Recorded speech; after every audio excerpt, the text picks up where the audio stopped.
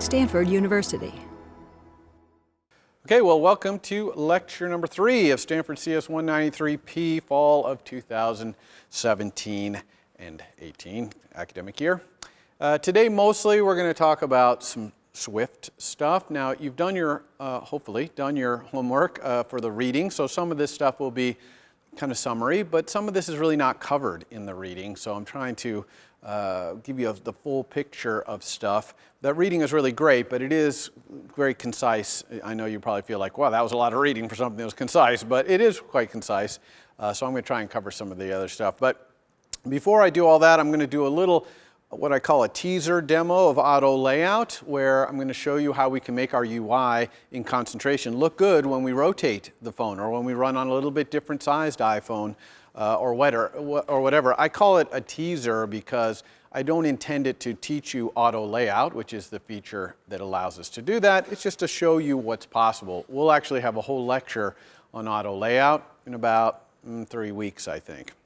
But then after I do that little demo, I'll be back. I'm first going to take just 1 minute to review what you should have learned by what we did last week. And I'm literally just going to read it off a list with quick examples. And you can kind of say in your head, oh yeah, I got that. Or, oh wait, I don't really understand that. And that's a prompt to go back and look at it. Then we'll dive into this long list that you see up here of various Swift things. So let's start with this demo that I was talking about, this AutoLayout demo. What we're going to do here, and I apologize for any technical problems we have here because actually my computer died and I had to put it, this is all brand new computer, so I hope everything's installed properly. But here's the code I think that we had at the end of the last lecture, and you know the UI looks pretty good. We laid it out, but I just did this by dragging these things and using the little dash blue lines to put them in position. And when we run this thing, it looks okay, but only on an iPhone 10 and only in portrait mode like this.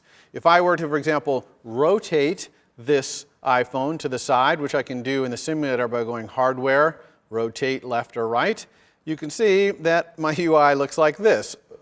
My buttons are kind of all jammed in the corner here. I've lost flips. It's down here somewhere. I can't even see it. Still works, but it's kind of off in the middle of nowhere. What we really want is for this UI to spread itself out and fill the whole space that's involved. By the way, you can also rotate your device with command and the arrows. Okay, kind of a cool way to flip back and forth. All right, so how are we going to do that? How are we going to make our UI expand? Let's go ahead and open up here, give ourselves some more space, and also I'm going to zoom in a little so you can see.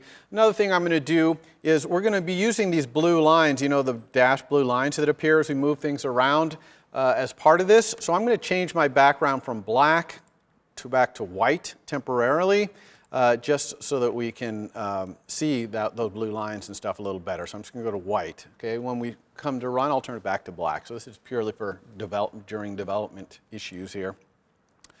So there's really kind of 2 things I need to do to make this work. One is I need to kind of take all those buttons and make them stick to the edges, right? So that when they rotate and the edges get longer and skinnier, they stick. Right now, everything's stuck to the upper left corner. Okay, the upper left corner, you're going to find out next week, is the origin of drawing in iOS. So everything's kind of stuck up to the upper left. And then so when we rotate, it all just goes off the bottom and we can't see it. So that's really what we need to do. But to stick them to the edges, we also kind of need to group them together. Because when the edges pull this group of 12 buttons apart, they all need to kind of share that space. So there's 2 things we have to do. One is group them together. One is pin them to the edges. So we're going to do that with 2 different features in iOS. One, the grouping things together, we're going to do with Stack View. Okay, so Stack View, UI Stack View, it's just another class in iOS, like UI Button is a class and UI Label is just another view, in fact. And what it does is it'll take other views, like let's say these 4 buttons, and it'll stack them together. Okay? Now, it only knows how to stack horizontally or vertically. It can't stack 12 of these things in 2 dimensions like this. So I'm going to have to make 3 horizontal stacks out of this group, out of this group, and out of this group. But then I'll take those 3 stacks and stack them vertically, because it's perfectly fine to put stacks inside stacks. All right? And once I do that, I'll have all 12 of these kind of stacked together. and then I can pin it to the edges and they'll stretch out. So how do we make these stack views? Super simple. You just select it here. Let me zoom in so we can really see what's going on here. We only need the top part for now. So I just selected these 4 things. I'm going to go down to this button right here. You see this button, Embed in Stack? Well, that's what it does. It embeds in Stack, and it embedded it. Now, a couple of things. One is it made the buttons as small as it could when it put it in the stack. It has 50-point font, remember, for those emojis, so this is as small as they'll go. It also has no spacing between. But I can put spacing in between by just selecting it. It was left selected after I stacked, and going over here to the inspector, because this stack view, just like a button, can be inspected, right? And you can see it made it horizontal. It kind of noticed my buttons were mostly horizontal, so it picked horizontal. And here's how I set the spacing. I go down here. I'm going to use a standard of spacing. There's a lot of places when you're doing UI design where you can pick in the UI standard value, and it'll pick a standard spacing. Okay, this is a standard spacing between buttons, and you want to use that pretty much as possible. That way your UI will be spaced like other UIs, and it'll feel like we're all on the same page as UI designers across all these apps. Also, I want to make sure that these 4 buttons get equal amount of space. Okay, whatever space I'm given here gets equally distributed, and I do that with this distribution thing here. I say fill equally, right? Alignment just means I fill the whole space. I could have these things being centered or kind of pushed up to the top of the stack, but I'm going to have them fill the whole space. So that's it. So I'm just going to do the same thing with these 2 rows. So this one, go down here, embed in stack. This group right here, embed in stack. Oops, I did it twice there. Now I'm going to select both of these, okay, make them fill equally and standard value spacing. So now I've got 3 horizontal stacks. I'm going to stack these together. I'm going to select them. By the way, dragging to select is really an awesome way to select. I highly recommend you do that rather than trying to click on things, because, by the way, let's say I try to click on here to select this row. Oops, I selected the button inside. I didn't want that. I wanted the whole row. But if I just drag, not control drag, but regular drag here, it selects the thing that I intercepted with my drag. Anyway, so I'm going to select all 3 of these with drag, and I'm going to go embed in stack. It put them in a vertical stack. You notice this time it's vertical because it noticed those 3 things are vertical. If your things are random, it'll pick the one that it thinks is most likely. You can always change it by going here and changing it to the other one. So we have vertical. We also want to fill equally top to bottom here, and we also want standard spacing. So this is great. We got our buttons in this nice grid. Okay, they're all perfectly laid out in this rectangle. Now I want to pin this rectangle to the edges. Okay, so that when the device rotates, or if the device was bigger, like it was an iPhone 8 Plus or something like that, and it was wider, so this would all stretch out. So the way we do that is first I'm going to use those dashed blue lines. I picked up this thing. Okay, again, picking it up, you want to select it first, then pick it up. If you don't select it first and try to pick it up, oops, you might try and pull one of these things out of there. Okay, so be careful about that. All right, so I'm going to use the blue lines. I'm going to put this where it kind of suggests for the upper left-hand corner. You see that? Okay, that's pretty much where the blue lines, that would be the standard spacing from the edges, right? That's what the blue lines are telling you. This is a standard place to put this. Now I need to pin it. And the way we make relationships between views in the UI, like pinning them to each other and stuff, is with control drag. The exact same way that we made a relationship between our UI and our code by dragging to code, we do the same thing between views. So I'm going to control drag from this already selected box here to the top. Okay, so I'm just dragging up towards the top. And when I let go, it's going to say, okay, well, what relationship do you want between that view and the top? And there's various relationships you can have. Like I said, in 3 weeks, we're going to have a whole lecture on these relationships. But at the very top is the one top space to safe area. You see that top space to safe area? The safe area is a safe edge around the screen where you can safely draw without overlapping some other UI. So here it's putting it right under the place where all the cameras and face recognition stuff is all in here. So it's keeping it up below that. Now, if I had other UI on this, like tab bars or title bars or whatever, then the safe area would be inside those. Okay, so we wouldn't be overlapping our titles and stuff. It's really cool. So I'm going to put this top space little pinned, so I'm kind of connected it, and you can see this blue line appears right here. Okay, this blue line here, long blue line, it represents that pinning, and I can even click on it. Okay, and when I click on it, look, it's inspectable in the top half here. Okay, and it's just telling me that I'm pinned from the safe area top to the top of that stack view, and we're 0 points away from it. Okay, we want to be right up against that safe edge. That's where the blue dashed lines told me to put it, so that's where I'm going to put it. Now we can do the same thing to the left edge over here, so I'm going to control drag over. This time it says leading space to safe area. Now why do you think that says leading instead of left? Anyone want to guess? It says leading instead of left because some languages, Hebrew, Arabic, they go right to left. Okay, the letters come from the right and they flow out towards the left. In those cases, you want pretty much your whole UI flipped over. So you would want these buttons pinned to the other side, because the text on the buttons is going to be coming from the right. Okay, now it doesn't matter with our emojis, but that's why we do leading and trailing instead of left and right.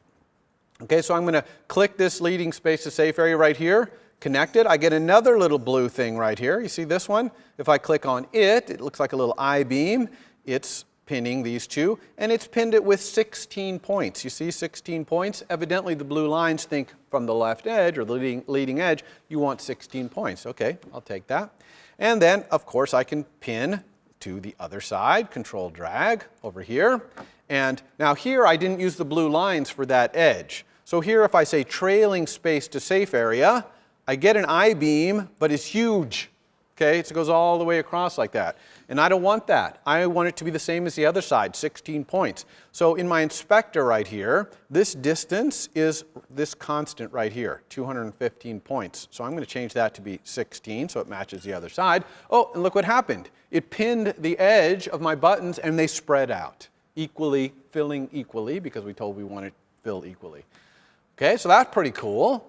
Now we have the bottom. Okay, so the bottom is a little trickier because we got flips down here.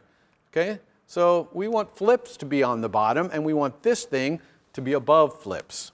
So let's work on flips first. Let's just get it so that flips is on the bottom, and we're going to do the exact same thing. So I'm going to grab flips and use the blue lines. Okay, put it in the center and on the bottom. I'm going to control drag to the bottom and say that I want the bottom space to be pinned to the safe area.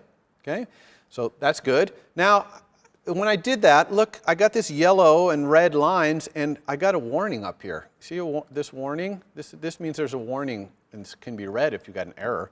And if you click on it, it'll tell you what all your warnings are. Kind of a quick summary there. And here it says horizontal position is ambiguous for your flip count label. And in fact, it is ambiguous. I never told it where it is horizontally. I pinned it to the bottom, but I didn't say it was in the middle or left or right. Now I dragged it there with the blue lines, but just dragging it with the blue lines just puts it there. It doesn't pin it there. So really what I want with flips is I want it to be in the center. Okay, I want it to be in the center, just to show you something a little different. And to do that, again, I control drag from flips right here to the thing I want it to be in the center of, which is this background here. So I'm just going to control drag to the background. And another option is center this horizontally in the safe area. So I'm going to do that. Okay, now it puts it in the middle. It's still yellow here. Okay, so what does this yellow say? It says the frame for the flip count label will be different at runtime. That's because I have not constrained the size of this flip count label. I've let it be any size it wants. And since it can be any size it wants, it's going to want to be its natural size. Okay, whatever size fits it. Now I can fix this warning down here in this button right here. Okay, this is where all your constraints, all these pinning things to edges is called constraints. We're constraining these views to be in a certain place, and we can just actually we don't fix it there, but we're going to fix that over here. So remember our document outline that we had over here, this little thing that we hide. If you unhide that and look in the upper right, if there are any of these little warnings, you'll have this little button, and if you click on it, it'll tell you all the problems. So this one is a misplaced view, because this flips is too big for what it should be. So if you click on this little triangle, it'll offer, hey, you want to fix this? And you can fix it by updating the frames, which we want, because we don't care what the frame of this is. The rectangle that encloses it can be anything as long as it's pinned to the bottom and in the center. And we can do other things too, which we'll talk about in a couple weeks. So I'm just going to update frames right here, fix misplacement. Look, it moved flips down. It made the frame around it just barely contain it. Okay? And now the frame around that flip 0 is its natural size. If I run this and do 100 flips so that it has to be bigger, it'll naturally get bigger because its size is not constrained. It's not pinned to anything, only its location. So its size will get as big or small and needs to contain its stuff. And now we see we have no auto layout issues. We have no warning up here. All is well. One last thing we need to do is the relationship between the top of the flips and the bottom of this. Now I could just take this thing up here and control drag between that and the flips, right? That's a good idea. And we could, for example, constrain the vertical spacing between the two. So I'm going to click vertical spacing. There it is. It's this huge bar. I could go over here and change it from 454 to 0 and use all the space here. But that doesn't look very good. I don't really like tall, thin buttons like that. So I'm going to leave this constraint in here, but I'm going to change it from equal, where it has to be equal to 0 with the flips. Also, I probably don't want 0. I want a standard value here. So I'm going to change to standard value difference, okay, this distance. And I don't want it to be equal. I want it to be greater than or equal. So I just want to make sure that these things on the top are always above the flips, greater than or equal. But it doesn't have to be right above it like that. So you don't have to always have these constraints be equal. They can be greater than or equal, less than or equal, kind of relative constraints. Okay? See all this? Now, we can run the app, and this should all work. Everything is kind of constrained to each other. We can actually kind of take a look at it here in Interface Builder, right? Remember this button down here that showed us all these phones? We can say, okay, what's this thing going to look like on an iPhone 8? Here's iPhone 8. We click on it, and sometimes when it does it, you can kind of zoom in or out to get it to redraw. So this is what it's going to look like on iPhone 8. We can look back on iPhone 10, but rotated. So here's what it's going to look like rotated on iPhone 10, and that looks like that's going to look okay. So you can kind of preview a little bit what's going on here in Interface Builder, but there's no substitute for running it. So let's just run it on our simulator and see if it looks like we expect.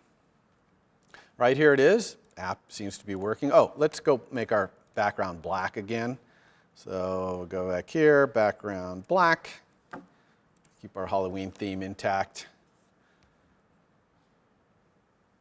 Run out here. Okay, so this thing is working. We can still match things, etc. But now when we rotate, remember Command arrow, look, it lays out the entire UI to fit the space. And it's doing this, it's relaying it out because of those constraints we put it. We constrained this edge to be stuck to here. We constrained this edge to be stuck up here. We constrained this distance to be greater than or equal to a standard distance. We constrained the bottom of this to be a distance down here. We constrained the X position of this to be in the center. We put those constraints on here, and so that when we flip this thing around, it's living with those constraints. Got it? So like I say, this is just a teaser of this constraint stuff. It's a very powerful system for doing these constraints, and we'll talk all about that, like I said, in about 3 weeks.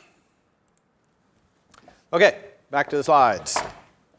All right, so here's your brief review of week 1, okay, hyperspeed review. Of course, you know about target action, outlet collections, the card buttons, your flip count label, the touch card, you know about that. You learned all about methods and properties, what their syntax was for all of those things, properties like flip count and tons of methods, all the ones in concentration and card and view controller. You learned about property observing, right? When the flip count changed, we had that did set that would cause the UI to change as well. You obviously learned about arrays, how to put things in arrays, how to declare an array. You learned a ton about model view controller. We went and made the concentration game have a model, the concentration and the card. You learned about value types versus reference types, right? The card, which is a struct, a value type, it gets copied when you throw it around. So when we put them in the array there, we made a copy just by putting it in twice, and it copied it each time it put it in there. Remember that? You learned about initializers. We had initializers both for card and for concentration that each did different things to get themselves initializer. We didn't do initializer for our UI view controller, and we probably never will. Okay, UI view controller's initialization is messy. Okay, so we try at all possible not to use init for our view controller. Okay, and I explained that in your homework that's going out today. You can read about it. You learned about static methods like getUniqueIdentifier and static vars like the identifier factory that we created there. You learned about lazy properties like game, which depended on another property, and so it couldn't initialize. It had a catch-22, and we just made it lazy so that it wouldn't actually initialize until someone asked for it, which would of course be after the thing is all initialized. You learned about for-in loops, which in Swift only work by iterating over what's called a sequence, and we learned that countable range is a sequence, right? 0 ... less than whatever is a countable range. That's a sequence, but also array is a sequence, and string is a sequence of characters. A lot of things are sequences. You can for in over them. We're going to talk about what it means to be a sequence a little later, probably on Wednesday. You learned about dictionary, of course. Our emoji were in a dictionary. You learned about type conversion. We convert types by creating a new thing and using an init with the old thing, like uint32 of an int. Converts an int to a uint32. And of course, you learned a lot about optionals, which I'm sure are all still new to you. And I'm going to talk a lot today about optionals and how they really work and what's really going on with optionals. Okay, so that's your review of week 1. If some of these, if you don't feel like you understand these, probably haven't done your homework yet, then you want to understand these. Very important. Okay, the first 2 things I'm going to talk about here are just a little quick minor things, asides. I mentioned doing a for loop over floats. Okay, so this for I equals 0.5, I less than 15.25, whatever. That's something you might see in C. You can't do that in Swift. Okay, Swift doesn't. It only has for in. That's all it has. But how do we create a countable range or some kind of sequence of those floats? Because 0.5 ... 15.25. That's actually legal to say. But that's only a range in Swift, not a countable range. And that's because we don't know what to count by there. So Swift can't create a countable range. So the way we do that is using a global function called stride. Okay? Stride has from, through, or from and to, depending on whether you're going to include the last thing, and a by, tells what it strides by. Stride is a function that creates a countable range. Okay? Countable range is a generic type, like array is a generic type. It can count over not just ints, it could count over floats, it can even count over indexes into a string, all kinds of things it can count over. And this stride knows how to create a countable range, in this case a closed countable range because I did through 15.25, not to 15.25. It creates one that goes over floats and knows to step by 0.3 there. Okay, so that's how you do floating point 1. You don't have to do that for your homework or anything, but I just wanted to be complete about how we do a countable range for floats. All right, tuples. I try to fit everything into concentration that I can. An example of everything, but I couldn't figure out how to fit a tuple in, even though tuple is a very simple little data structure. And all a tuple is essentially is like a mini struct that has no methods or vars or anything, just has values in it, okay? So it's kind of like structs in other languages, like C structs. They don't have methods or vars or anything. They kind of have vars. They have the data stores, and that's it. So, but the tuple is super lightweight, and you kind of define everything in line. So here's what a tuple looks like. Here's a tuple X, okay? X is up here is of type tuple. And this tuple has 3 things in it, a string, an int, and a double. And I set its value by just saying equals parentheses the 3 things, okay, the 3 values.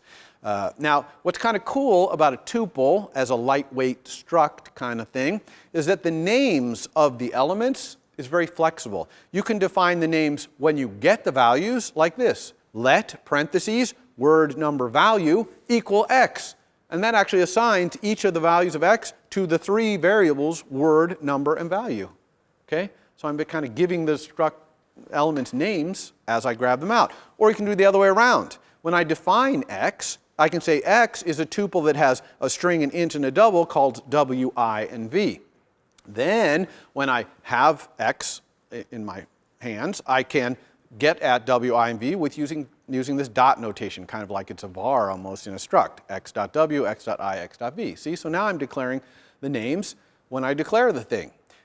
And even if you do this, you can still redeclare the names to be something else by saying let word num val equals x. It'll create those 3 local variables. So super flexible on the naming of those 3 things.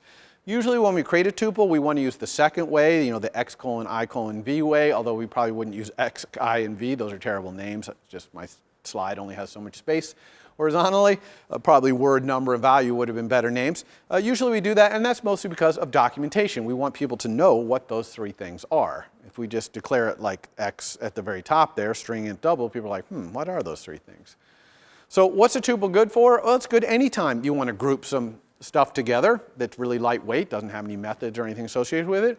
It's also very good for returning multiple values from a function. Okay? A function in Swift can only return a single thing, but that thing could be a tuple. And now you can return as many things as you want. Okay?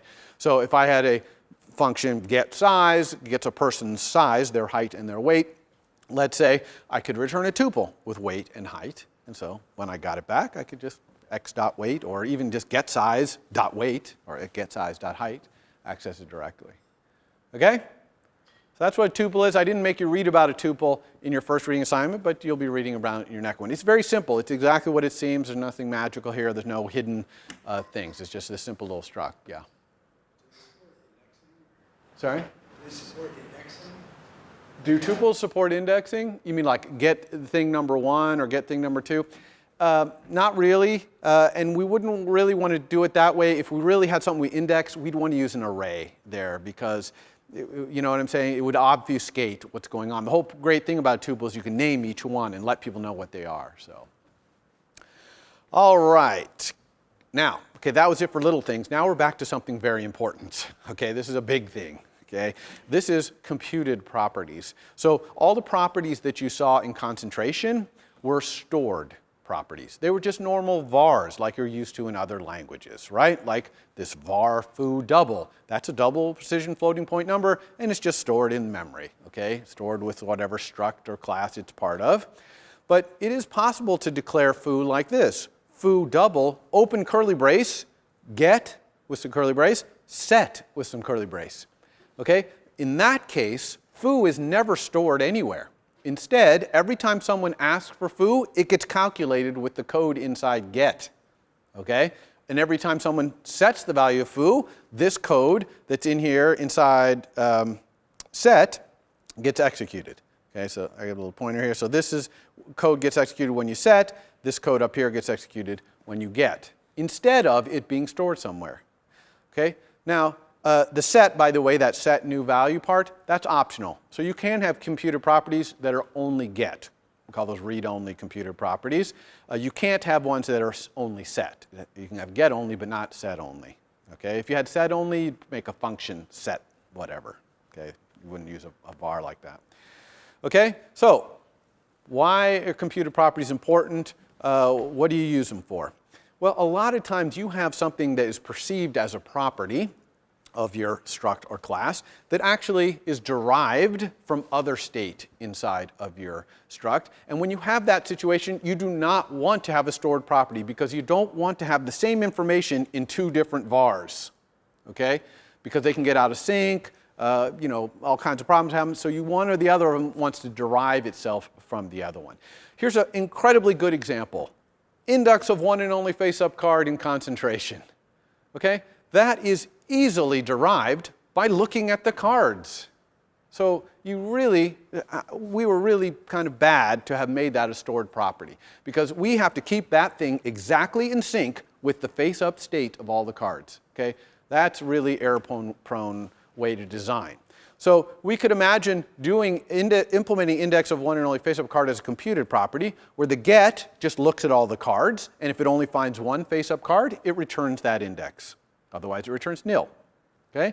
And the set just looks at that index, makes sure that card's face up, and all the rest are face down. You see? So we're just using this computer property to essentially provide this conceptual property, which is the index of the one and only face card. That is a property of our game, but it's computed from another one. Everyone get what I'm saying there? Okay? So let's go to concentration and make this change. See what this would look like to use a computed property here like we should have in the first place. All right, so let's go back here to Xcode. Here we go. Let's bring our code back up. Get rid of that. Let's go to concentration. That's where this is, all right, so everyone recognize this code, right? This is our entire concentration. Pretty efficient code as is, but it's actually going to look even better once we do this, as you'll see. So here we have index of one and only face-up card. So I'm going to make it computed by putting these curly braces in. As soon as I do that, now it's a computed property. Actually, before we do that, let me show you an even simpler case of this, just to kind of get you warmed up on computed property. Sometimes you have just a simple calculation like this. The number of pairs of cards, which is calculated from the card buttons, right? There might be other times inside our view controller we want to know this number. How many pairs of cards do we have? Okay? So that's kind of a property, and it's derived from this data. So I'm going to take this out of here and have number of pairs of cards be a property. Okay? It's going to be a new var, number of pairs of cards, and it's going to be of type int, and it's going to be computed, so I'm going to have a get. It's going to be read-only, so I'm going to return this. It's not going to have a set. There's not going to be any set right here. And voila, I've created a simple computed property that's read-only. By the way, if you have a read-only property, you do not actually have to have the word get there. Okay? So a read-only property can look like that. Only if you only have a get. If you have the set, you can't do that. Okay, so this is a super simple little one. So now let's go back over here and do the little more complicated one over here. This one does have a get, and it also has a set. And set right here, I put in the slide that it has new value. This is just going to be the local variable inside here that contains the new value that someone set, index of the one and only face-up card to. A lot of times we don't put anything there. If you do that, it defaults to new value. Okay, that's the name of the locals. There's a special variable in here called new value. But if you wanted to call it something like index, you could do that. It's totally up to you. A lot of times we just say use new value, though. Okay, so getting the index, what do we have to do to calculate the index of the face-up card? So I'm just going to write a little code here. I'll just have a little local variable, say found index, which is going to be an optional int. So I'm going to keep track. I'm going to look through all the face cards and see if I can find one. That's going to be the one I found. So I'm going to use a for loop here and go through all the cards' indices. All right, I'm going to look at each card, and if that card is face up, okay, so I found a face up card, woohoo, I'm going to say if found one is nil, in other words, I haven't found a card yet, and this is my first one, then I'm going to set, not found one, what did I call it, found index, equals that index. Right? So here I'm just saying if I just found my first one, let's remember it. Otherwise, if found index is not nil, that means this is the second face-up card that I've found, because I already found one, and now I found another one. So here I'm just going to return nil. Because if there's two face-up cards, then obviously the index of the one and only face-up card is nil. There's no such thing. And if I make it all the way through this for loop, I'm just going to return the found index, which is either going to have been set to the one card I found, or it'll still be nil from this declaration. Remember that optionals always get this free equals nil when they're declared, right? So it starts out nil, and if I never found one, it'll still be nil, which is right, because that means there'll be no face-up cards.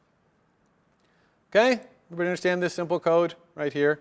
And how about the set case? Well, in the set case, I'm just going to go through all the cards and turn them all face down, except for this one that they just set it to, which is going to be new value, right? So I'm just going to go through my cards for index in cards.indices. Great way to go iterate through this countable range of all the indexes in my array. And I'm going to say cards.index.is face up equals false for most cards, but in case the index here, this index, equals the new value of this, then I'm going to set it to true.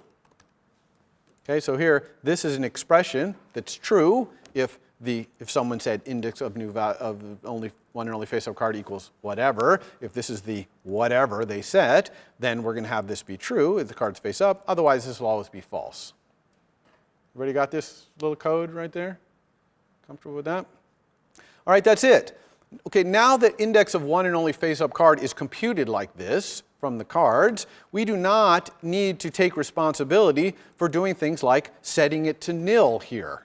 Okay, this is the case where we found two cards. We got two cards that we're trying to match. Well, obviously there's 2 cards, so we had to set the index of one and only face-up card to nil because there were 2, but we don't have to do that anymore because it's always computing that every time we ask. It goes and looks at the cards, okay? And even better than that is this case down here. Okay, this case down here, we are setting the index of the one and only face-up card to be the index. That's because this was the case where there were already 2 or there were none, and now we turn those face down and do this new one. So we're already setting this, and it does all of this. Okay, setting this thing to something already turns all the other cards face down and already sets that card face up, so we don't need any of that code. Okay? So you see how making the computed property makes this code much simpler and straightforward. Okay? Because it really gets at the heart of what's going on. I'm just setting the index of the one and only card to this index that I just clicked on, or I'm just turning this card face up. And the next time someone asks for the index of the one and only face card, it's going to do the right thing. All right, so let's go ahead and run. Make sure we didn't break anything making this into a computed property. Here we go. Hopefully we can still match. Yep, that matches, and the matching is working. And the mismatching is also working. Okay? Everybody cool with computed properties? You're going to see computed properties everywhere in iOS. Okay, very common. Yeah.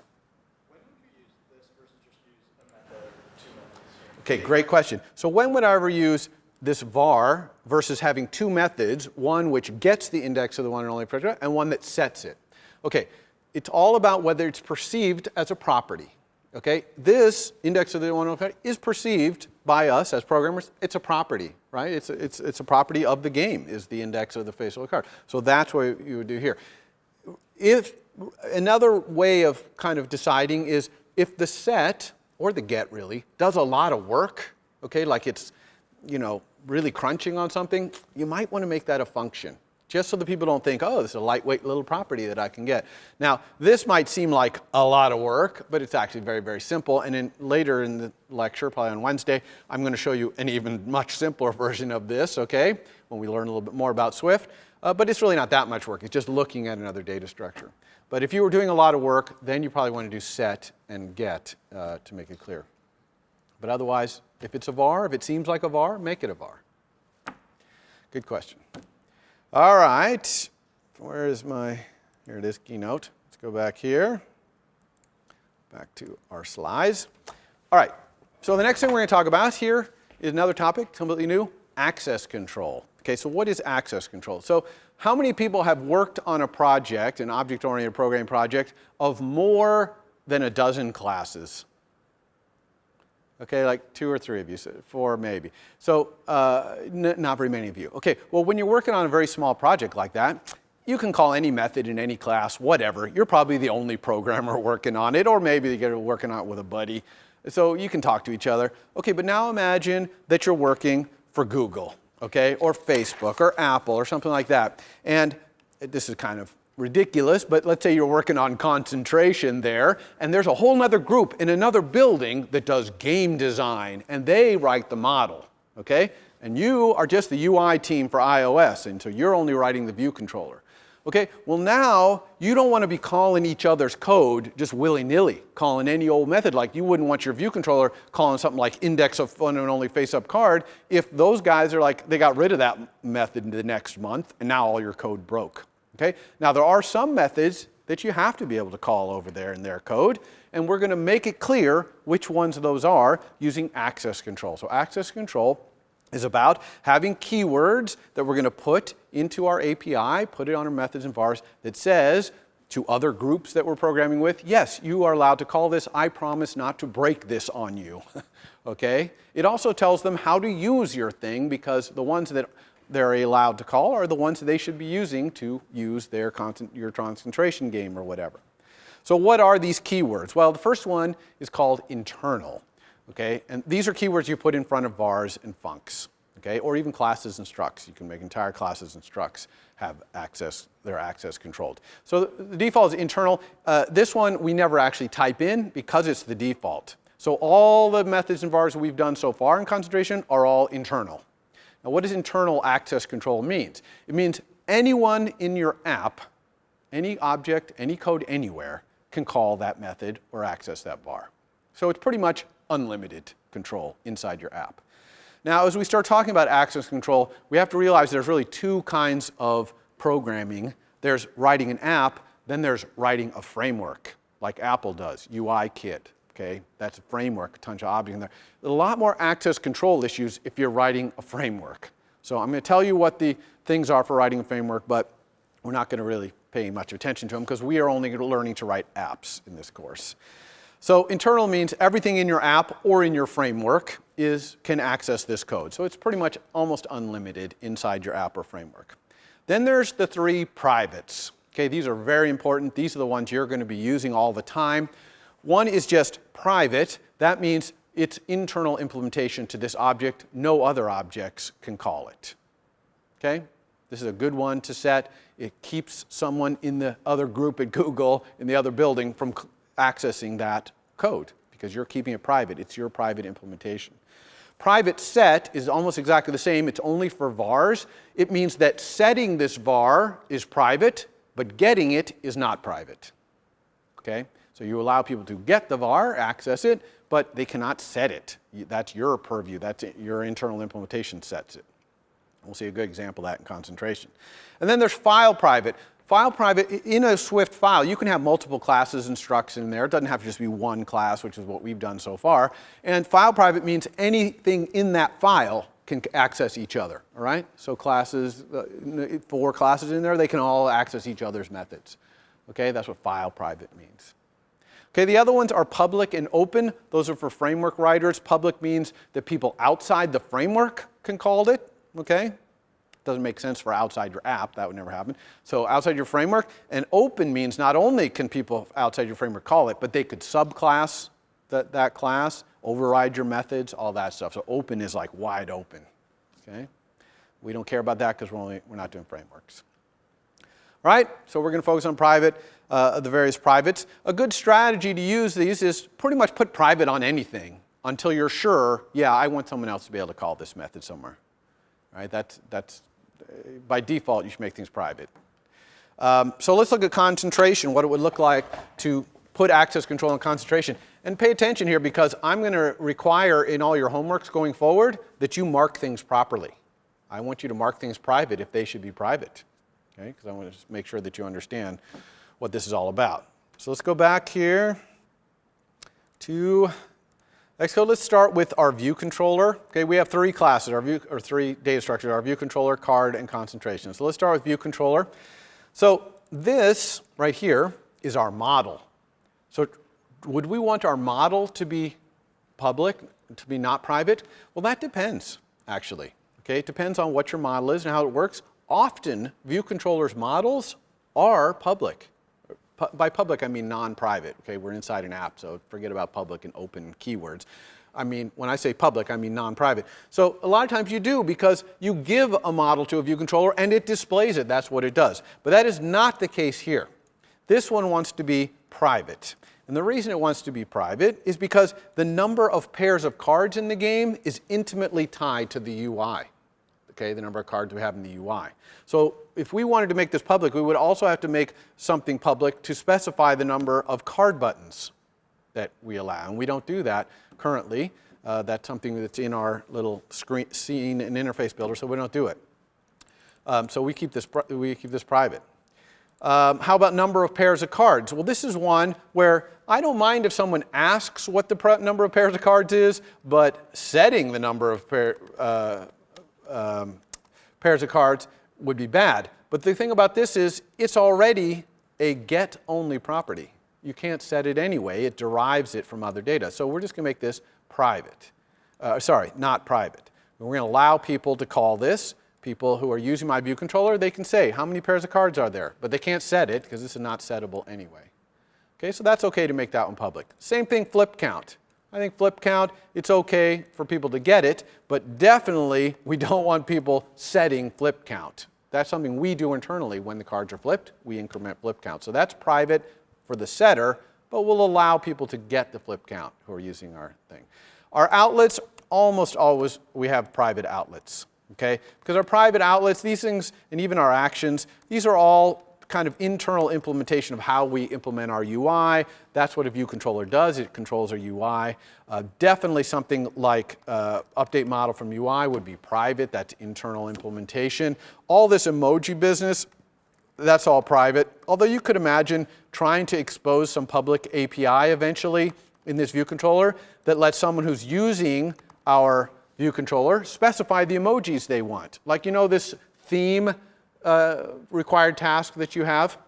You could imagine that there was a way to specify, I want you, Mr. View Controller, to play this game, but I want you to use this emoji as your theme. See, so you could imagine that, something being public. I don't think it would be exactly this API. It would be some other kind of API. I'm not sure what, that would let you set the emoji to use. And we can't really make this public because we actually consume this. Okay, this is a var and we consume it. You've obviously had to deal with that in your homework, I'm sure. And you know, this dictionary we're building on the fly, we wouldn't want anyone messing with it. So I'm going to keep all this private. This is an example of making it private first, and then I'm going to think about what I want to be public. You see the design approach there?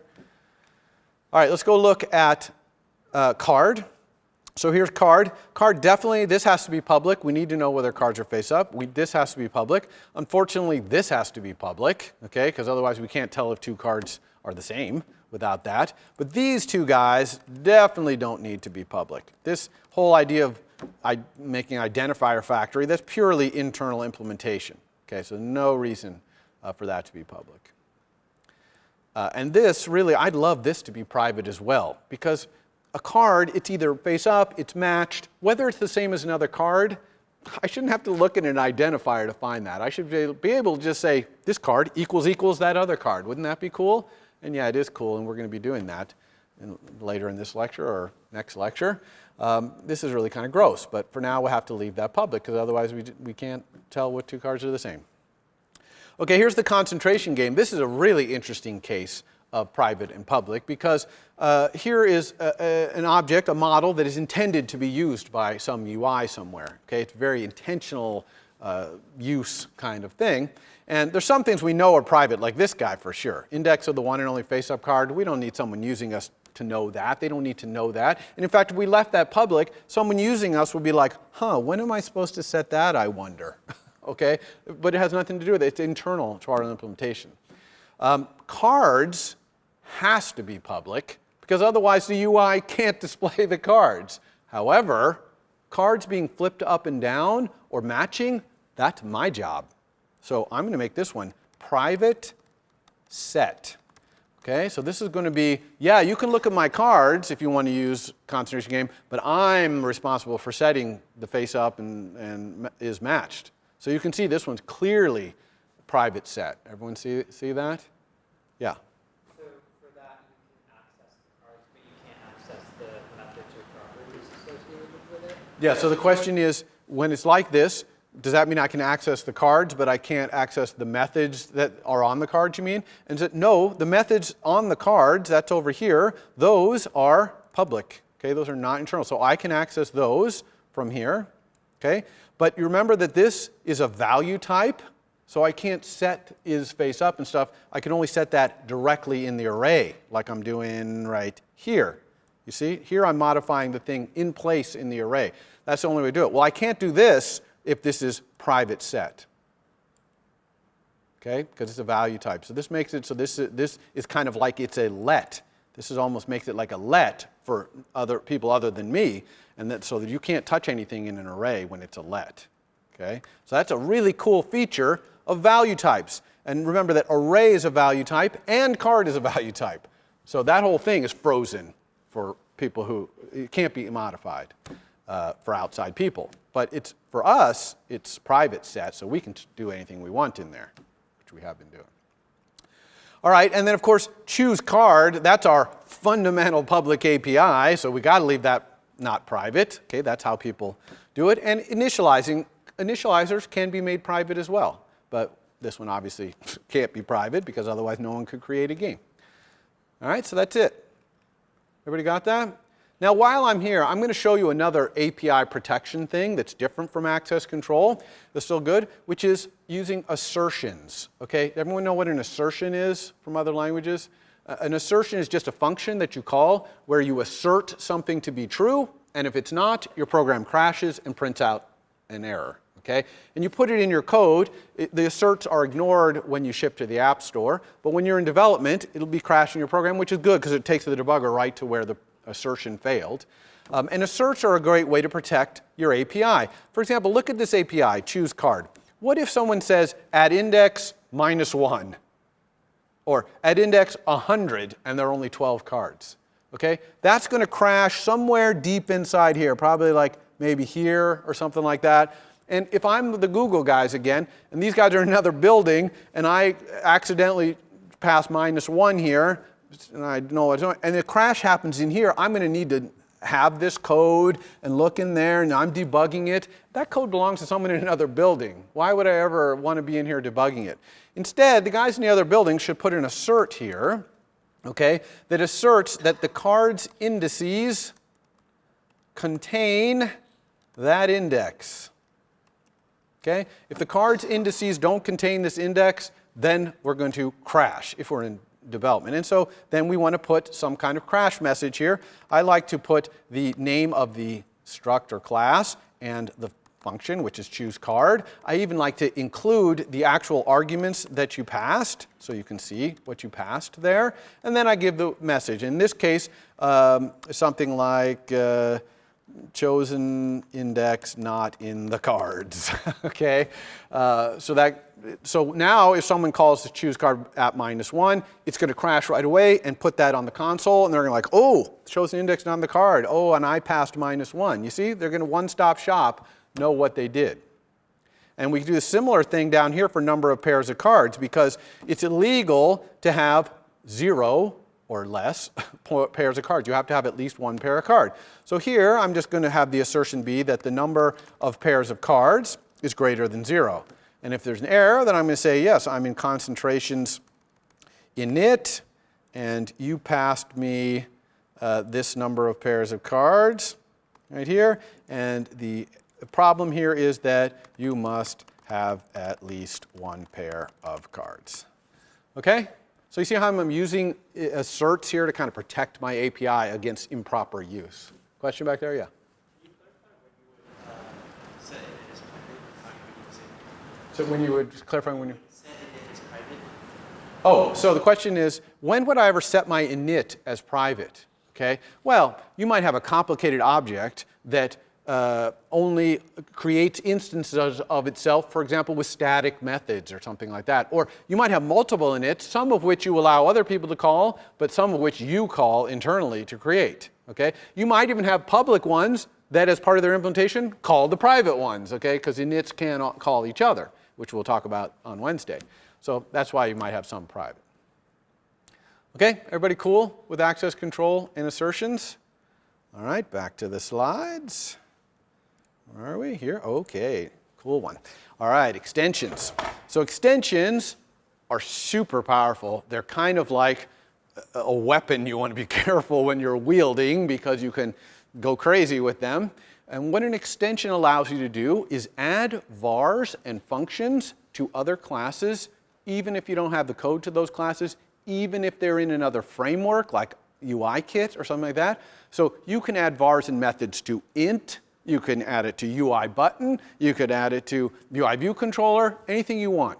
Okay? So this is a very, very, very powerful feature. And really, I'm sure what's swimming in your mind about the possibilities is nothing compared to the actual possibilities, because there are other data structures that we haven't even talked about that adding an extension to really is powerful. And we'll get to that by end of Wednesday as well.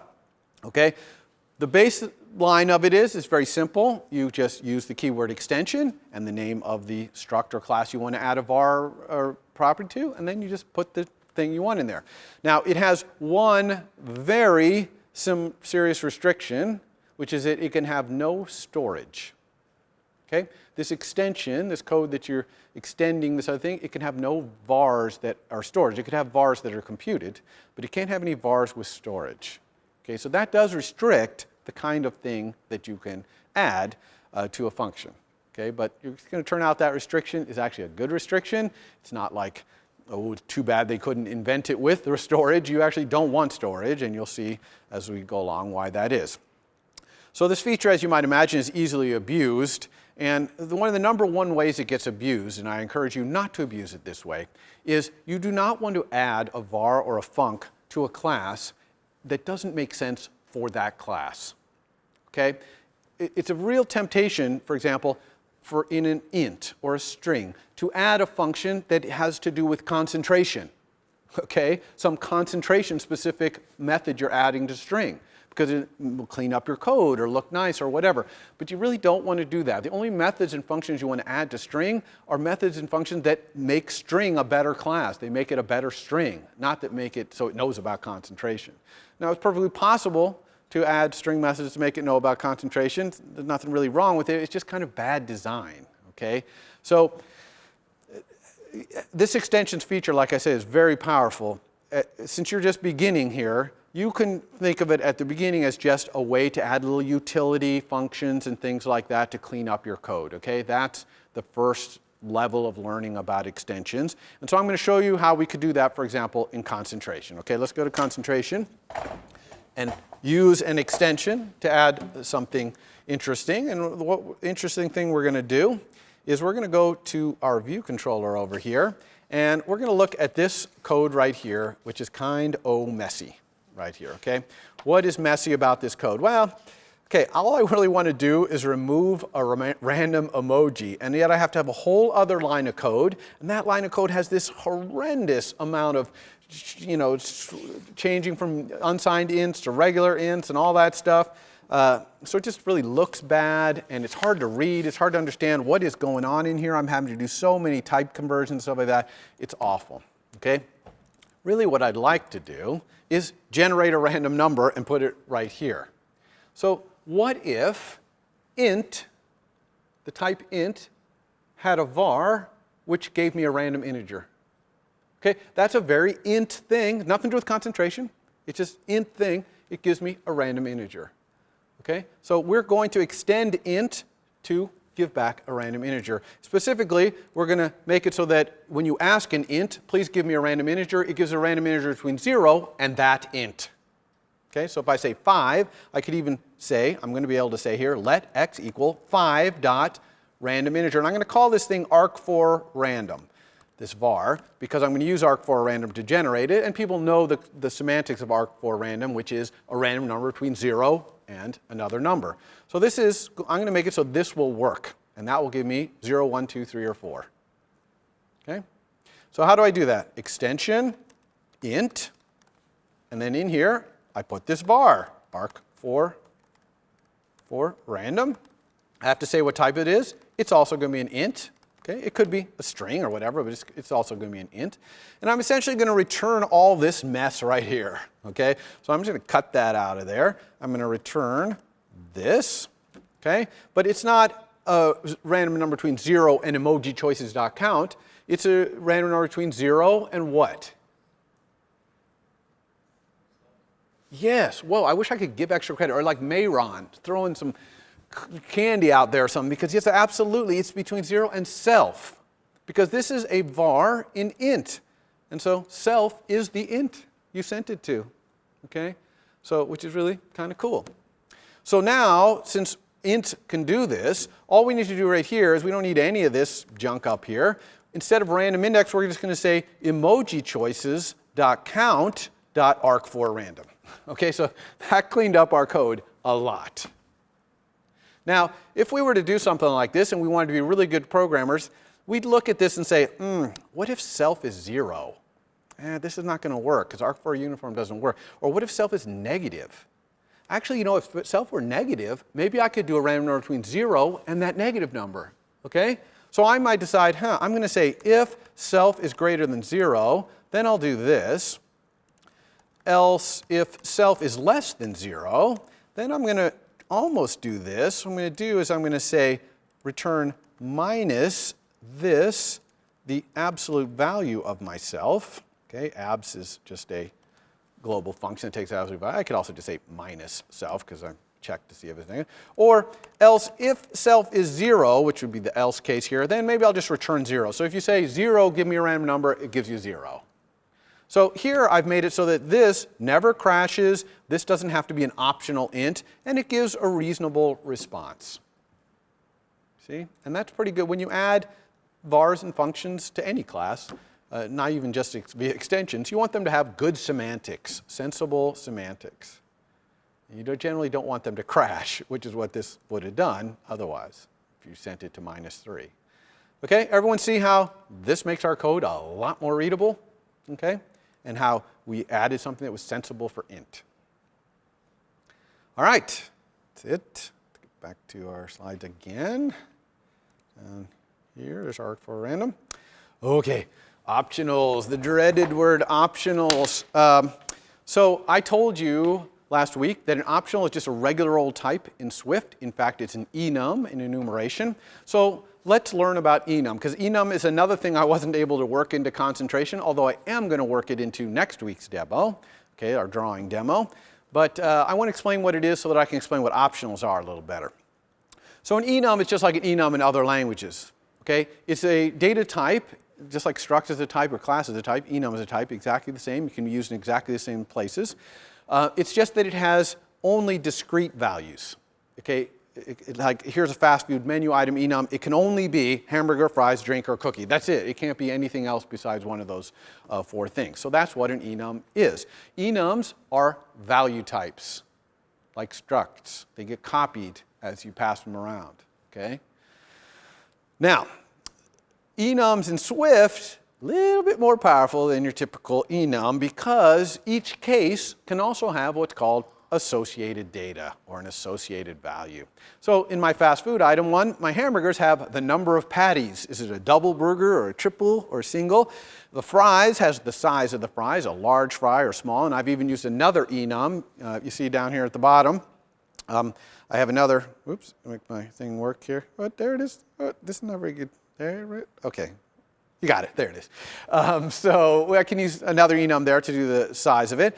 And then drink, okay, it has 2 pieces of associated data. Okay, we'll see if we can get this working for that. And if you look at its 2 pieces of associated data, look at the first one. That string, it has no name. These other ones have names like number of patties, size. This one has no name for the first one. It does have a name for the second one. Okay? First one's a string, is an int. Now, the names here don't matter that much because when we extract this information, we're going to be able to give it our own name anyway, kind of like tuples. In fact, these look a lot like tuples, don't they? These little associated datas, they're kind of like a tuples because you can have as many of them as you want. You specify the type, they have names, they're super simple, and they look very much like tuples, okay? So anyway, so this is what it looks like to declare an enum with associated data. Now, how do you assign an enum? So here is 2 variables, one called menu item, one called other item. They are of type fast food menu item. That's their type. And so I set them just by saying fast food menu item dot the case I want. And if it has associated data, I have to provide it. Okay? So the only time you can set the associated data of an enum is when you assign it. It's the only time. Okay, you can't go back later and change this to be a triple because this is fundamentally a double burger. That's what it is. And it's never, you know, if it changed, it would change into a completely different thing. All right, so you don't change the patties. Got that? All right, so when you're setting these values, by the way, of course you can use type inference, but only on one side of that equals. So you could say menu item equals fast food menu item dot hamburger. Okay, which is what was on the previous slide. Or you could say other item of type fast food menu item equals dot cookie. You see, I've just basically moved the type to the other side. But you can't say yet another item equals dot cookie. Swift doesn't know enough there to infer the type on the other side. There could be other enums with dot cookie in it, for example, that you might add later. And then all of a sudden your code won't compile because it doesn't know. So it just says from the start, I don't know what that is. Okay? Now, how do you check what an enum is? You do not use equals. So you don't say if this menu item equals a hamburger, then whatever. Okay, you do not use equals. You use switch. Okay, again, other languages have switch. Switch is more powerful in Swift. This is the basic use of switch right here, where I'm just looking at every possible case that it could be, and if it's that case, I do a little bit of code. So here I'm just printing out what the various cases are. So if it's hamburger, for example, you can see that I'm printing burger. Notice that I'm ignoring the associated data here, which is perfectly fine. You're allowed to completely ignore the associated data when you're checking the state with switch. Now, switch requires you to address every single case. You are not allowed to only look at 2 of the cases. But of course, it's got something that can help you with that. Oh yes, by the way, you see I've taken away the fast food menu item dot in front of hamburger, fries, drink, and Coke, because Swift can infer that. You're switching on a menu item, so it knows this is a fast food menu item, so you can take those away. All right, so if you have one of the cases and you don't want to do anything, you can just break. Break means break out of this switch. Okay, so that's a way to do nothing in this case. So right here, this code would print nothing because the hamburger case, the menu item is a hamburger with 2 patties, and that hamburger case does nothing, so it would just break out and do nothing. Similarly, if you want to do something for all the rest of the cases, like here I only want to do something for hamburger and fries, actually I do nothing for hamburger, and I do something for fries, and all other cases I just want to print other, then you can use default instead of case whatever. Now, in Swift, you can switch on any type. You could even switch on a string, okay? But if you switch on a string, you'd have to have case A, case B, case C, case AA, case AB. You see what I mean? You'd have to have every case in the world because you have to do it. So of course, you're going to use default in a string case. Switch case the couple of ones you want to case, and then you would default the rest. So default is a must. Even for enums, we use it quite a bit. All right, so that's break and enum. So if this were a cookie, then it would print other. All right, multiple line. I just wanted to make it clear that multiple lines of code are allowed. It doesn't have to be one line. That was just because I'm on slides here. I'm trying to make everything fit. And there's no fall through. So in this case, I've got fries. You see up there at the top, fries, large fries there. And so this code would print out yummy fries, and that's it. So I have multiple lines of code in there under fries, 2 lines of code, and it does not fall through and do drink like in other languages. In C, things fall through in switch, but they don't fall through here. There's a keyword called fall through that would let you fall through, but by default it doesn't. Okay? By the way, the same way that it inferred the type all along in here, it can infer that type here as well. I don't have to say size colon fry size enum dot large. I can just say dot large because it knows that the associated data of fries is a fry size enum. Okay, now what if I want to get the associated data? Okay, so I am interested in it. We do that with switch as well. We just do this little let business. You see the little lets? Okay, in all the cases that you want the associated data, you don't have to do it in all cases, but in the ones you want it, you just say open parentheses, let, and a name of a little local variable for each of the associated pieces of data. Okay, now that little name that you use, so if this were a Coke, see, it would print whatever ounces Coke right there, because it's getting the Coke into brand, it's getting the ounces into something called ounces, and then it's doing that print. This naming, okay, does not have to be the same names as you declared the enum from. In fact, if we look at this Coke one right here, this let brand, remember in the original enum, that didn't even have a name. It was just a string, right? And it had ounces colon ounces. And up here with hamburger, patty count, that was called patties in the original declaration. So again, does this not look familiar to tuples, right? You can rename them when you're getting the information out of them. Okay? So this is how you extract data out of the associated types. Okay? Very simple. And again, it's optional. You don't have to have it there. Also, enums, they're like structs and classes. They can have methods and they can have vars, but no storage. Okay? All the storage of an enum is in which case it is, and that case's associated data. That's it. You can't have any other vars or anything else. So the only vars you could have are computed vars. So see the example I have here, where it's calories, where you'd compute the calories of that menu item. That would have to be a computed type. Okay? You can't store anything in an enum except for the associated data right there.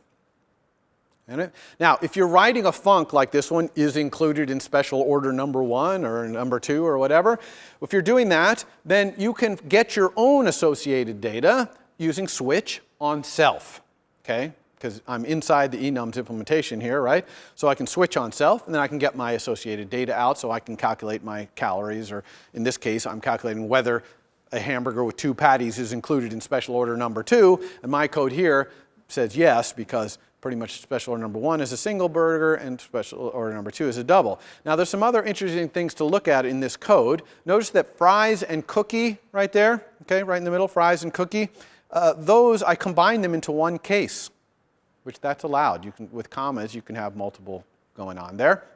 Okay. Also notice in drink, okay, I'm getting the number of ounces in a drink, but evidently in a special order, you can have any drink that's 16 ounces. So I don't care what kind of drink it is. I don't care that brand. So I use the universal I don't care symbol in Swift, which is underbar. Right? Remember we used underbar when we didn't care what the external name in touch card was. We used it in a for loop when we didn't care what the identifier was anymore in concentration. So we can use it here as well. All right? You can modify self in an enum as long as it's in a var. Okay? It's modifiable. You just say self equals some other case. And if that other case requires associated data, you'll have to provide it then. You can say self equals. Now, a very important thing to notice here, if you're going to modify yourself in an enum by saying self equals, that's the only way to modify yourself, by the way, then you have to put mutating in front of the function that mutates you, that modifies self. That's because enum is a value type. And remember, the value types are passed around by copying, but there's copy on write. Swift does copy on write, which means it doesn't actually make a copy until you write. Well, if it's going to do that, it needs to know which funcs might write. So that's what mutating means. It means this func might write. It might change this. Okay? You have to do exactly the same thing in a struct. Okay? If you have a func in a struct and it modifies any internal state of the struct, it has to be marked mutating so that Swift knows to copy on write. Now, not to worry, Swift is super smart. It'll see your code, it'll see you're saying self equal, it'll see that you're modifying your vars in a struct, and it will complain and say, this is protected. You can't write to these things because this is not a mutating func. And you can fix it by making it mutating. And in fact, we'll see that in a little concentration demo in a second here. All right, so that's it for enums. Very simple. So an optional then is just an enum. It looks like this, kind of conceptually.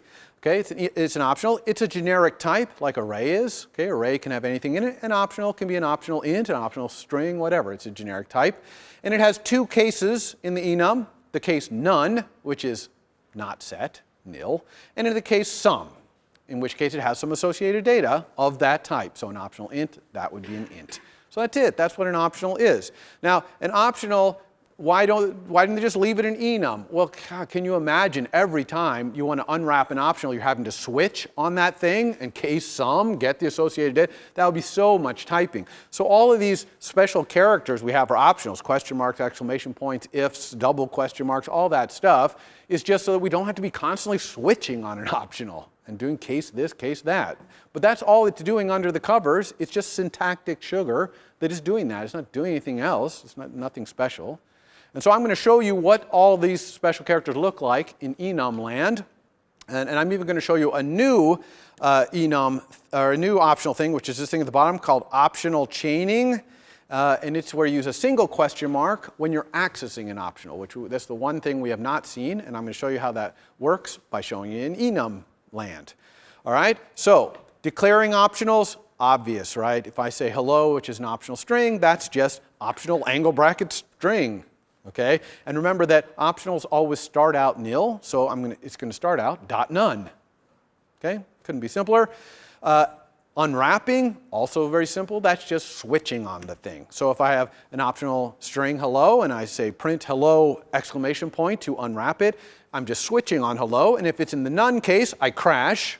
And if it's in the some case, then I print whatever the associated data is. Same thing down with if let at the bottom there. Okay, I'm switching on hello. If it's in the some case, I do it. If it's in the none case, I do the else part of the if. Okay, everybody got that? Implicitly unwrapped optionals are exactly the same. It's just that when I say print hello over here on this side, this print hello, I don't have to put the exclamation point, and it still switches on hello and crashes if it's none. Okay, So that's implicitly unwrapped. Those start out as nil too because they're just optionals. The nil coalescing operator, which is that defaulting thing we used, if you remember in our code, we looked in our emoji dictionary, and if it wasn't there, then we returned question mark. That's just switching on it, and if it's in the case none, then it uses the default, okay, the thing on the other side, and if it's in the case some, then it uses the thing it found, okay? This is optional chaining. So optional chaining, imagine right here, okay, if you look at this little let x equal, imagine that x and the method foo and the var bar, all three of those, imagine those return an optional string. Okay? So we don't know what they do, but they return an optional string. They may or may not return nil. Okay, well what optional chaining there allows us to do is to call those things in sequence, call one, and then when we get the value, call the next thing on that, and when we get the value, call the next thing on that. And if at any time any of those things is nil, we just bail out and return nil. Okay, so the way that works in optional land is we switch on that first x. Okay, if it's none, we return nil, but if it's not, we get the data and call foo. If that works, we get that data from foo and we call bar, and then eventually we set y equal to z that comes out of that. Right? We're just moving across the chain. If at any time any of those things is nil, look at all the case nones. Case none, case none, case none, y gets to be nil, and we're done. We move along. Okay, so that's optional chaining. I made it optional, no pun intended, for you to read about that in your current assignment. I recommend you do because you can make really beautiful code using optional chaining. It's really nice. Okay, so we're going to finish up today with a little review and a look forward to the data structures you use to build an app in Swift. Okay? These are the four: class, struct, enum, and protocol. Protocol is the new one that I'm going to talk about starting on Wednesday. So a class, as we know, supports object-oriented design. It has single inheritance of both functionality and data. You inherit the data, your vars, stored vars get inherited, as well as all your methods and stuff. It's a reference type, lives in the heap. Okay? Now, one thing we didn't talk about, though, is class lives in the heap. When does it get cleaned up out of the heap? And how does that happen? Okay, so people who come from Java, you're probably like, oh, garbage collection maybe? Okay, but no. Okay, Swift does not use garbage collection. It uses a very awesome system called reference counting. And in fact, it's automatic reference counting. It's all handled for you. So how does reference counting work? Okay, we need to talk a little bit about that. So let's take a little detour here.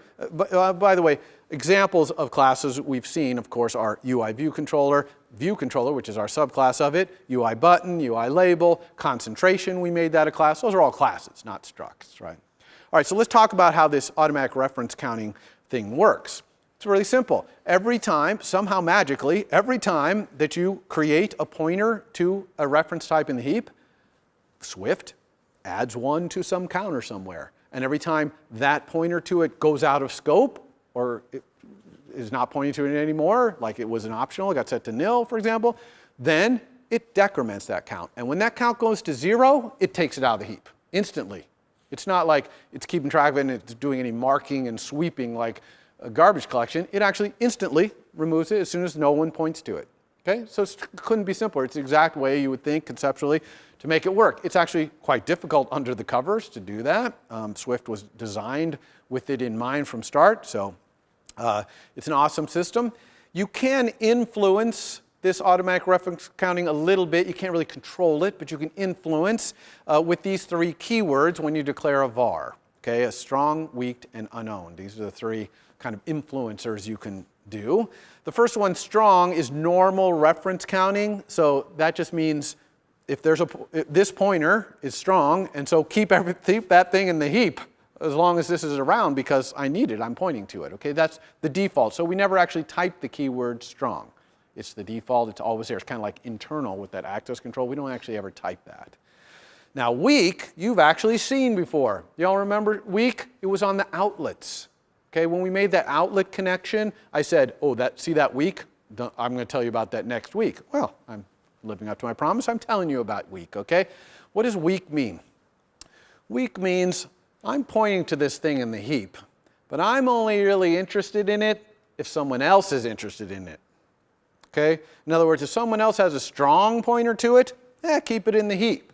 But as soon as no one else is interested in this, in other words, all other strong pointers go away, set me to nil and throw the thing out of the heap. So this is the don't keep that thing in the heap on my account kind of pointer. And notice that it gets set to nil if all the other strong pointers go away. So what kind of type does this have to be? It has to be an optional. Okay? So this weak only works with optional pointers to reference types. Okay? Things that are in the heap. Which our outlets are. If you remember our outlets, like flip count label was a UI label exclamation point. That was an implicitly unwrapped optional. It was an optional, right? Same thing, card buttons was an implicitly unwrapped optional. So those pointers to things in the UI, if for some reason those things left the UI, okay, got removed from the UI somehow, which is possible but rare, then those things would get set to nil. Okay? And you would no longer be pointing to them. And that's what they want, because if there's no flip count label, it's no use trying to update it. Okay? So that's why they make those weak. All right? Now, weak, there's only a couple of places that we use weak commonly. One is for outlets. Another one is delegation. Remember back to my MVC talk, and I talked about the delegation, the data source, and we have these pointers from the view back to the controller where there's that blind and structured communication, all that, which I'm going to talk about on Wednesday. Those pointers are weak because the view, if the thing that they're sending will, did, and should to goes away, well, then they're not going to send those messages anymore, so they want to be nil. Okay? If there's no one to send their messages to, then they just want it to be nil. Okay? They don't want it to be pointing to something. They certainly don't want the thing it points to get stuck in the heap because of it, because they're happy to just not send the messages if that thing wants to leave the heap. All right? Otherwise, we don't use weak that much. Okay? Last is unowned. Unowned is don't reference count this. In other words, I'm pointing to something in the heap, but don't count it as a strong pointer. And I promise I'll never access this thing when it's gone from the heap. Now, this is very dangerous. This is basically trying to outsmart the automatic reference counting system. You're saying you know when it's in the heap or not. And this is really rare. And the one time we use this is to avoid a memory cycle. Okay, everyone know what a memory cycle is? That's where you have something in the heap, and it points to something else in the heap, and that thing points back to it. So they're pointing to each other, keeping each other in the heap, but no one else is interested in them. Okay, no one points to either of them. They only just point to each other. So they're just sitting in the heap for no reason. No one even accessing them. Okay, that's a memory cycle. And memory cycles aren't generally created in Swift normally, but there's one way where they're easy to create, which is closures, okay, which is a feature I'm going to talk about on Wednesday. Okay? And so we will use unowned with closures. All right. Back to our list of data structures here. Of course, there's struct. We know about that. It's a value type. It's copy on write. There's no inheritance of data, but you're going to learn with protocols there is inheritance of functionality. In fact, multiple inheritance of functionality. And you've seen examples of structs, card, array, dictionary, string, character, int, double, uint32. Lots of structs have happened there. And I have here, let's jump over to concentration and see what happens when we make concentration a struct. How about I start off the next one with that, because we're pretty much out of time here. Enum, I'm not going to, so this is the demo, which I'll do next time. And then enum here, we've already just covered, so I'm not going to talk about it. Another value type, discrete values. It also can have the same kind of functionality inheritance. This functionality inheritance that I keep kind of mentioning is done using this last one, which is called protocols. So I'm going to start off on Wednesday with a detailed explanation of what a protocol is. It's fundamental to the design of all of Foundation, all the array, dictionary, string, ints, all those things, fundamentally using protocols everywhere. Massive number of protocols. And it's also fundamental to things like delegation and stuff like that. So it's very, very important, and to round out our full understanding of how to build data structures in Swift. Okay? So we'll start off on Wednesday with that, and I will see you then. For more, please visit us at stanford.edu.